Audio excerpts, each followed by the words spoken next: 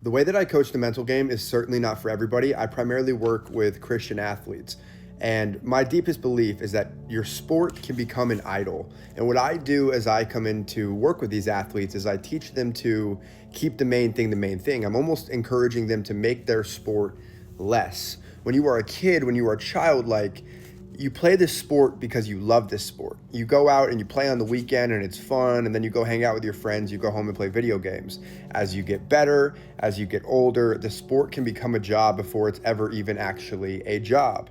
And the craziest thing about all of this is if you serve your sport, you will be as unstable as the sport. You are only as stable as what you worship. I'll give you an example. In baseball, if you're a hitter and you fail 70% of the time, you're failing 70% of the time, you are one of the very best hitters in all of baseball.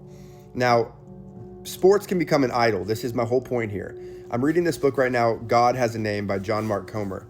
He says, if anything becomes more fundamental than God to your happiness, meaning in life and identity, then it is an idol. Now, here is the thing. The human heart is a factory that mass produces idols.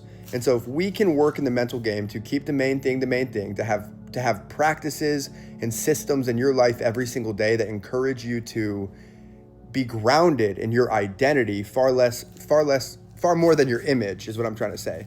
Your image is who you are, your status, all these games that are zero sum. If you could just be grounded in your identity and be consistent and worship the thing that you're supposed to worship, which is God, you will be a more consistent human being. You will be a better human being. And consistent human beings are consistent performers. Better people are better performers, but you have to be the ever guardian of your garden. You have to always be on watch. You have to be vigilant because so easily you can make somebody else an idol. You can make your sport an idol. And if you could just keep the main thing consistently and have faith, because how do we show God love? It's through faith, and just keep showing up and being somebody who is reliable and somebody who is consistent and somebody who is unemotional in the face of adversity, you're a dangerous individual, no matter what the sport is.